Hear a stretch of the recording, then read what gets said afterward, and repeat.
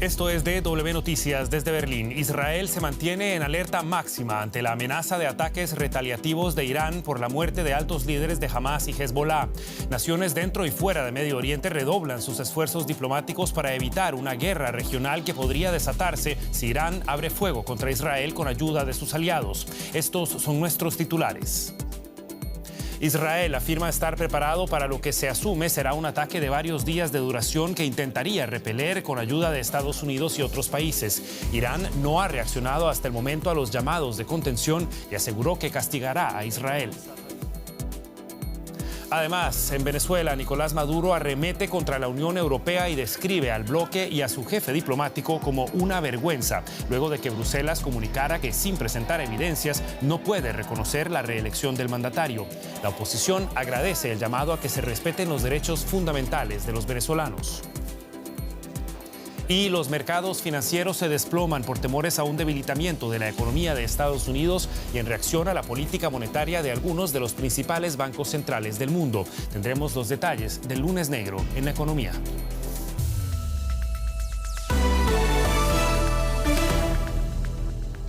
Los saluda Javier Arguedas. Gracias por informarse con nosotros. Diplomáticos internacionales se esfuerzan para evitar que estalle una guerra regional en Medio Oriente. Estados Unidos sostiene reuniones a contrarreloj y el presidente Joe Biden reúne a su equipo nacional de seguridad. Irán declaró que no dará marcha atrás en la represalia que prevé contra Israel. Teherán prometió responder al asesinato del líder de Hamas, Ismail Haniyeh, quien murió la semana pasada en territorio iraní, víctima de un ataque que Irán y la milicia islamista, considerada terrorista por varios países, atribuyen al ejército israelí. Israel se moviliza, entre tanto, para contrarrestar las amenazas de Teherán. El ministro de Defensa, Yoav Gallant, ordenó a los comandantes de la Fuerza Aérea que, en sus palabras, se preparen para cualquier situación, incluso un rápido cambio a la ofensiva. Israel no ha admitido la responsabilidad por el asesinato de Haniyeh.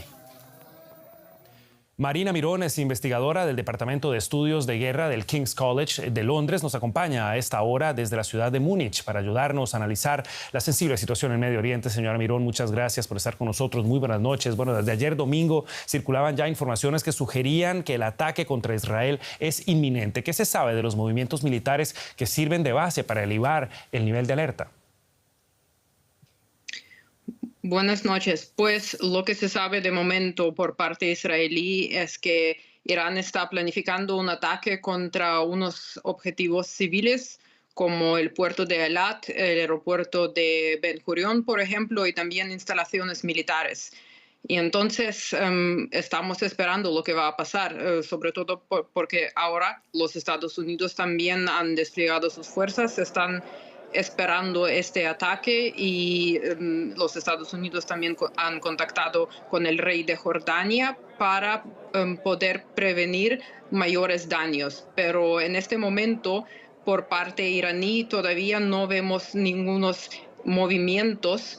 Hemos visto que el secretario del Consejo de Seguridad de Rusia ha visitado al presidente iraní para hablar posiblemente de la situación en el Medio Oriente y de la posible escalada de la guerra. Pero en este momento es difícil predecir cuándo tendrá lugar este ataque y qué tipo de ataque será. Usted hablaba de prevención. Quienes recuerdan el ataque contra Israel del mes de abril saben que los daños fueron mínimos, considerando que se lanzaron más de 300 drones y cohetes. ¿Hay confianza en que Israel y sus aliados puedan también repeler de forma tan efectiva esta posible segunda ofensiva? Tenemos que mirar por ambos lados. Por un lado, tenemos que ver la capacidad de Israel de defenderse y, por supuesto, con el apoyo de otros países como los Estados Unidos, sí es posible, pero depende del ataque, por supuesto. Y yo creo que lo que sabemos, al menos lo que hemos visto por parte iraní, cómo actúan, ellos siempre actúan con calma y yo no veo ahora un deseo por parte iraní a empezar una guerra con Israel. Al menos no quieren una guerra directa. Yo creo que por esto han recibido la visita de Sergei Shoigu para hablar de las posibilidades, porque ellos se encuentran en una situación en la que tienen que dar una respuesta, pero una respuesta de tal manera para demostrar que ellos tienen capacidades militares de destruir instalaciones militares dentro de Israel sin buscar una guerra directa, porque ellos tienen otros medios, otros grupos como Ansar Allah en Yemen y también Hezbollah para destruir a Israel, que es el objetivo. Era el análisis de Marina Mirón en momentos de enorme complejidad en las constelaciones de Medio Oriente. Muchísimas gracias por estas apreciaciones y hasta una próxima ocasión. Muchas gracias. Y mientras tanto, varios cohetes fueron lanzados este lunes contra una base en Irak, donde se encuentran tropas estadounidenses. Según informes preliminares, varios miembros del personal resultaron heridos. Según confirmaron fuentes locales de seguridad, 2 misiles alcanzaron la base de Ain al-Assad en la provincia de Anbar, mientras que otro cayó en un pueblo cercano. En un breve comunicado, las milicias iraquíes proiraníes reiteraron su intención de, como lo dijeron, continuar destruyendo los bastiones del enemigo. El incidente se produce solo días después de que un ataque de Estados Unidos matara a 4 combatientes iraquíes proiraníes y suma atención al actual temor a una escalada del conflicto en Medio Oriente. La Organización de las Naciones Unidas despidió a 9 miembros de su personal tras una investigación interna sobre presunta implicación en los atentados terroristas del 7 de octubre de Hamás. La investigación se inició después de que Israel acusara al personal de la UNRWA, la agencia de la ONU para los refugiados palestinos, de participar en el ataque. De las 19 personas investigadas, la ONU afirma que 9 podrían haber estado implicadas. Y tenemos también, por supuesto, la mirada fija en Venezuela, donde Nicolás Maduro arremetió este lunes contra la Unión Europea, luego del comunicado en el que el bloque anunció que no reconoce los resultados electorales publicados por el Consejo Nacional Electoral y que le otorgaron un triunfo a Nicolás Maduro en las elecciones presidenciales del 28 de julio. La UE citó la falta de evidencias como la justificación para la decisión que el Consejo Europeo dio a conocer en nombre de los países miembros. Maduro tildó de una vergüenza tanto a la Unión Europea como a su máximo representante diplomático. Esto mientras la oposición logra que cada vez más países y organizaciones se unan a la presión por transparencia electoral, algo que Maduro considera un intento de golpe de Estado. Las exigencias de que se publiquen las actas llegan también de países latinoamericanos con gobiernos de izquierda. El lunes, la crisis en Venezuela protagonizó la visita del presidente brasileño a Santiago de Chile. Su anfitrión, el presidente Gabriel Boric, fue uno de los primeros mandatarios en poner en duda los resultados electorales, al considerarlos difíciles de creer y exigir transparencia. Su homólogo, Lula da Silva, hizo hincapié en la necesidad de diálogo.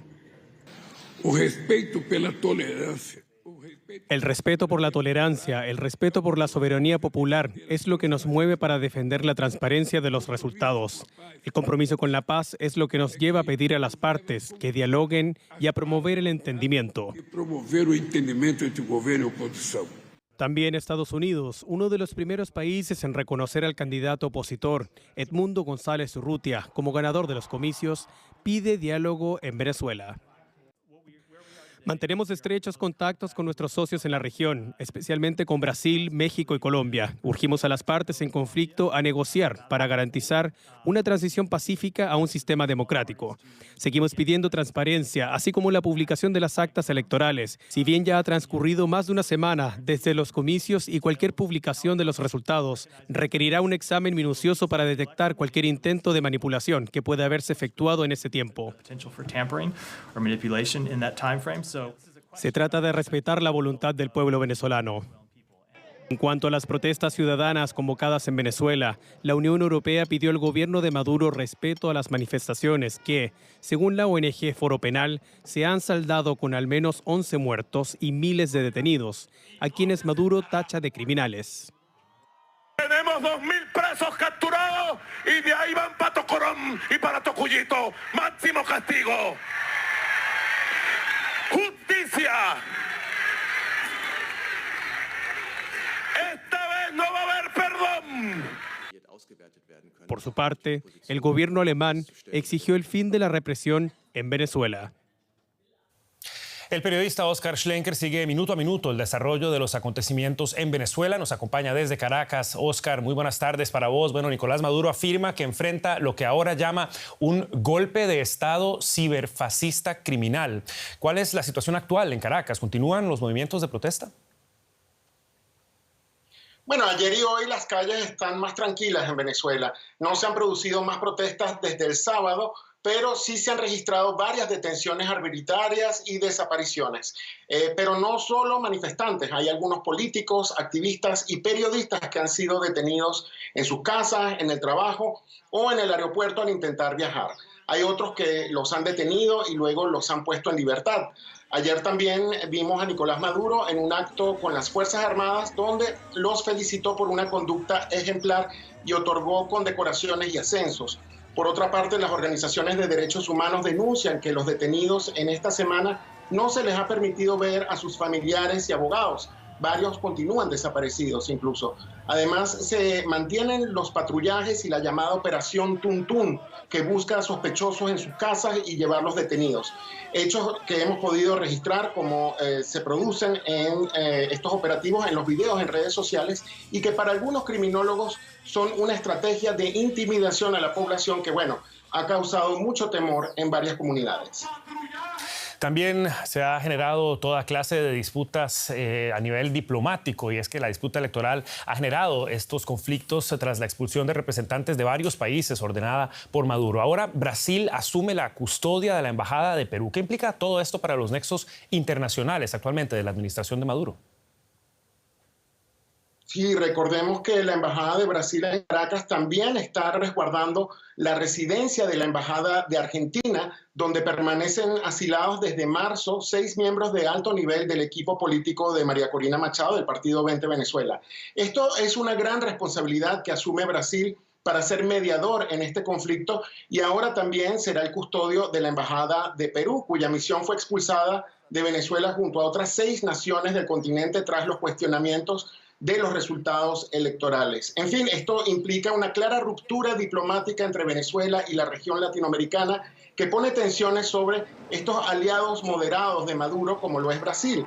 Estas tensiones, en vez de calmarse, vemos que aumentan al no presentarse los resultados detallados de las elecciones, como lo ha exigido una gran mayoría de las naciones, y al ver que aumenta que los resultados presentados por la oposición generan más credibilidad en muchas de estas naciones. La meta de Brasil, Colombia y México es desescalar el conflicto y que se genere una negociación, ya que expertos prevén que de lo contrario, con el temor de la población hacia esta persecución política y falta de libertades que estamos viendo, se podría profundizar la crisis en Venezuela, resultando en un éxodo aún mayor que el que está actualmente y afectaría a los países vecinos.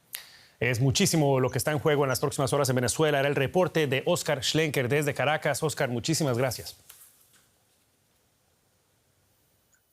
Y continuamos con más noticias de la región. El gobierno de Colombia confirmó este lunes que retomó las operaciones ofensivas contra el Ejército de Liberación Nacional, el ELN, luego de que el sábado culminara el cese el fuego bilateral más largo que se haya pactado con esa guerrilla. Ambas partes iniciaron en noviembre de 2022 una nueva negociación de paz que actualmente se encuentra congelada. En agosto de 2023 entró en vigor el periodo de 180 días que fue prorrogado por otros 180. El gobierno intentaba pactar una extensión técnica, como le llamó, del cese el fuego, pero la guerrilla condicionó la reunión a que se publique un decreto presidencial donde se retire al ELN de la lista de grupos armados organizados. En Córdoba, Argentina, organizaciones de derechos humanos denuncian un discurso de odio que está en auge en la sociedad del país que aseguran puede derivar en una ola de violencia social. Las alarmas saltaron por el asesinato de la viuda de un miembro del Ejército Revolucionario del Pueblo desaparecido durante la dictadura cívico-militar. También por las amenazas contra el hijo, militante de la Asociación Hijos e Hijas por la Identidad y la Justicia contra el Olvido y el Silencio, en corto, HIJOS. La preocupación social crece ante el fuerte hermetismo de las autoridades. Entre tanto, activistas de derechos humanos exigen a la justicia y al Poder Ejecutivo la urgente investigación y esclarecimiento del hecho. Y vamos a ampliar los detalles de este caso con el periodista Alejandro Rebocio desde Buenos Aires. ¿Qué tal, Alejandro? Muy buenas noches para vos. Para poner en contexto esta noticia, ¿cómo podemos describir la organización HIJOS y su trascendencia para Argentina? HIJOS significa, como bien lo decías, hijos e hijas por la justicia y la identidad contra el silencio y el olvido y el silencio. Nació, es una agrupación de hijos de desaparecidos de la última dictadura militar de Argentina de los años 70. Nació cuando estos hijos ya se hicieron adultos en los años 90, después de las leyes y los indultos de los gobiernos de Raúl Alfonsín y Carlos Menem en los años 80 y 90, para reclamar que los represores fueran a la cárcel. Hicieron en aquellos años 90 escraches, o sea, señalamientos públicos en las casas de los represores para que terminen yendo a la justicia. Y claro, así como existieron las madres de Plaza de Mayo que reclamaban por sus hijos, las abuelas de Plaza de Mayo que reclamaban por los hijos, esos nietos nacidos en cautiverio, están los hijos también que reclaman por la memoria, en este caso, de sus padres y por eso su trascendencia. Ahora, los organismos de derechos humanos de Córdoba emitieron esta denuncia conjunta en la que hablan del peligro del discurso de odio en la sociedad argentina. ¿Por qué este caso en particular está generando tanta consternación? Este caso genera consternación porque, claro, cuando terminó la dictadura militar hace 40 años, hubo algunas intimidaciones contra familiares de desaparecidos, contra también testigos de juicios de la dictadura, y el último caso quizá fue la desaparición en 2006 de Jorge Julio López, un testigo de estos juicios. Pero desde entonces no había habido un episodio como este, un episodio que además termina en asesinato y que en un contexto donde el propio presidente de Argentina, Javier Milei, niega que haya habido 30.000 desaparecidos en la última dictadura. Hay un discurso de odio que circula por redes sociales y que el propio presidente tiene. A su vez, su gobierno también está obstaculizando la búsqueda de los nietos de desaparecidos o la desclasificación de archivos del Ministerio de Defensa sobre los militares que están acusados en estos juicios. En definitiva, un clima de época que posibilitó tal vez este asesinato cometido este fin de semana. Habrá que esperar también a que se realicen, ojalá, las investigaciones. Era el reporte de Alejandro Rebocio desde Buenos Aires. Muchísimas gracias, Alejandro. Hasta la próxima. Gracias a ustedes. Bien, como si las malas noticias no solo vinieran del frente político, también vienen del frente económico. Juliana González está con nosotros y la economía. Muchas gracias, Javier. Uno de los peores días para las bolsas alrededor del mundo, considerado el lunes negro por las caídas en las principales bolsas al comienzo de esta semana ante el temor precisamente de que Estados Unidos, la principal economía del mundo, entre en recesión. Esto afectó a empresas tecnológicas, petroleras, energéticas, pero ojo, también a comerciales, automotrices y el sector bancario. Es decir, ningún sector se salvó del colapso en una jornada marcada por la venta masiva de activos en todo el mundo. Mercados en Frankfurt preocupados por una posible recesión en Estados Unidos, tras un informe sobre el mercado de trabajo que muestra que las contrataciones crecieron menos de lo esperado. Los inversores también observan la situación en Oriente Medio, en donde Israel espera un ataque de Irán. Y malas noticias en Japón. Todo eso disparó las ventas. Una de las principales razones fueron las considerables distorsiones surgidas en Japón en torno al yen. El yen se ha fortalecido frente al dólar estadounidense. Para una nación exportadora como Japón, es un problema obvio. Pero la principal razón para ese yen fortalecido es la clara posibilidad de que la Reserva Federal de Estados Unidos reduzca las tasas de interés antes de lo previsto. Eso produjo cambios interconectados y esos problemas llegaron ahora a Europa. El índice Nikkei de Tokio cayó un 12,4%, la peor caída desde 1987, ya que la apreciación del yen afectó a balances corporativos. Para algunos, se trata del fin de una era alcista del Nikkei, que había superado los 42.000 puntos. En el fondo, hasta ahora se acumularon acciones en el mercado japonés. Se habían armado posiciones, especialmente de parte de los inversores a corto plazo, que tienen como horizonte un margen de tiempo más pequeño para tener rentabilidad. Creo que eso ahora se ha desmontado. Las caídas significaron una reversión drástica en la tendencia de los mercados, que durante mucho tiempo crecieron hasta alcanzar máximos con el optimismo de una inflación en retroceso, un mercado laboral sólido y la prometedora inteligencia artificial. Y a propósito de la inteligencia artificial, la generativa podría transformar millones de empleos e impulsar la productividad en América Latina y el Caribe. Pero ojo, la brecha digital plantea grandes desafíos. Esto es lo que dice un reciente estudio de la Organización Internacional del Trabajo, la OIT, y el Banco Mundial. Según el documento, entre el 26% y el 38% de los empleos de América Latina podrían verse afectados por la inteligencia artificial generativa, si bien es más probable que la nueva tecnología aumente y transforme los puestos de trabajo en lugar de automatizarlos por completo. Pese a que hasta la mitad de los empleos en la región cuya productividad podría mejorar con la inteligencia artificial generativa, unos 17 millones de empleos se ven obstaculizados por brechas en el acceso digital y la infraestructura. Y nosotros invitamos al programa de hoy a Hernán Winkler, economista del Banco Mundial y coautor del estudio junto con la OIT. Es un gusto estar con usted, señor Winkler. Muchas gracias por aceptar nuestra invitación. Bueno, le pregunto, gracias, como le decía, por aceptar nuestra invitación. Y este informe es uno de los primeros en abordar el impacto de la inteligencia artificial generativa en Latinoamérica. Cuénteme, ¿quiénes son los grupos más beneficiados, pero también quiénes son los más perjudicados con la irrupción de esta tecnología en una región que, hay que decirlo, es bastante desigual y no se parece necesariamente al primer mundo? Muchas gracias por la invitación. Primero, los empleos con mayor riesgo de ser automatizados o desplazados son aquellos donde la mayor parte de las tareas que los trabajadores desempeñan pueden ser delegados a esta tecnología. Estimamos que entre un 2 o un 5% de los empleos de la región caen en esta categoría de riesgo. Un ejemplo de estos empleos son los que son, por ejemplo, de atención al cliente. Creo que muchos conocemos la experiencia de cuando llamamos a una aerolínea o a una empresa de servicios públicos y cada vez es más común que nos atienda un robot, una computadora y no una persona. Esto quizás se hace más rápido con esta tecnología nueva. Segundo, están los empleos, como mencionas, que pueden beneficiarse de esta tecnología. Son aquellos donde solo una porción de las tareas pueden ser delegadas al ChatGPT, por ejemplo. En estos casos, la persona puede delegar algunas tareas y puede concentrarse más en aquellas donde el componente humano, donde la parte interpersonal es más importante y puede permitirle a ese trabajador ser más productivo, generar mayores ingresos. Como mencionas, estos representan la mayor parte de estos empleos expuestos a esta tecnología.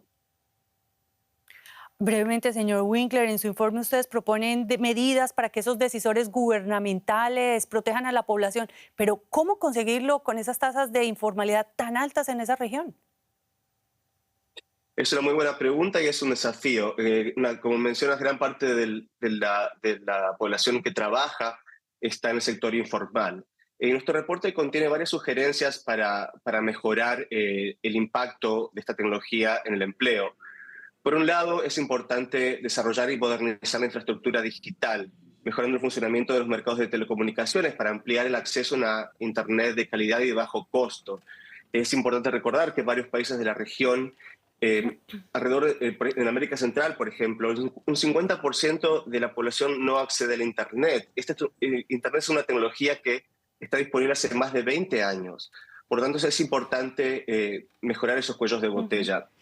Por otro lado, es importante mejorar los incentivos para que la gente adopte estas tecnologías, mejorar los incentivos a participar del sector formal, mejorar los incentivos para que la gente adquiera las habilidades del futuro. Y también es importante garantizar que la gente que no está en el sector formal tenga acceso a alguna medida de protección del ingreso si se encuentra desplazado, si sus empleos se encuentran desplazados por esta tecnología.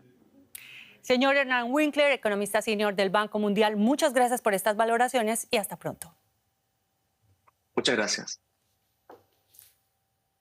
Y ahora echamos un vistazo rápido a otras noticias económicas de la jornada. El mercado laboral mexicano perdió 864,000 empleos en junio, borrando todo el avance logrado durante el año, según la encuesta nacional de ocupación y empleo. La población ocupada se redujo a 58,9 millones, un nivel más bajo que el registrado en diciembre de 2023. El sector industrial fue el más afectado. La economía peruana podría crecer alrededor del 3% en el segundo semestre de este año, lo que llevaría al Producto Interno Bruto a cerrar 2024 con una expansión del 2,9%, según prevé el grupo BBVA Research. La entidad también anticipa una mejora en la confianza empresarial y un entorno cada vez más favorable para el gasto de las familias. La Unión Europea investiga si 6 gigantes digitales violaron la legislación de protección de datos del bloque. Se trata de Meta, Alphabet, Microsoft, Apple, Amazon y el consorcio chino ByteDance, empresa matriz de TikTok.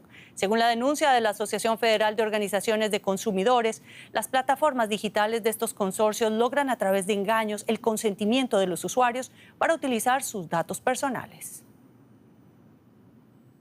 Y hasta aquí la economía, pero tenemos más noticias, Javier. Efectivamente, Juliana, muchas gracias. Yo también voy a hacer un resumen de algunas de las noticias que estamos siguiendo para ustedes a esta hora, aquí en DW Noticias.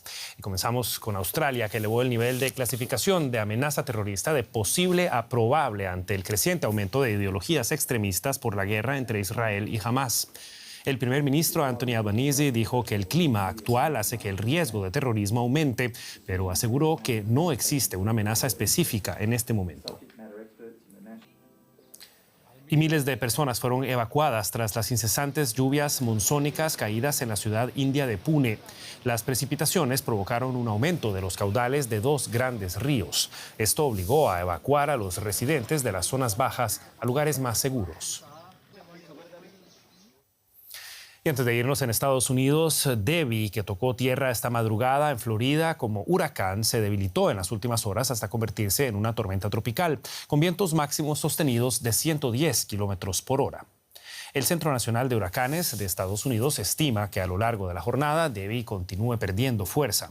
Si bien los vientos del ciclón perderán intensidad, no lo harán sus lluvias ni las inundaciones que ocasiona en el estado de la Florida y, como se pronostica, también en Georgia y Carolina del Sur. Las autoridades instaron a la población de esas zonas costeras a evacuar. Y con esto llegamos al final de esta edición de DW Noticias. Quedan al tanto de la actualidad internacional, pero si no, también pueden seguir al tanto en dw.com y en nuestras redes sociales buscando DW Español. Soy Javier Arguedas, junto a todo el equipo que trabaja para ustedes aquí en Berlín. Hasta una próxima ocasión y que la pasen bien.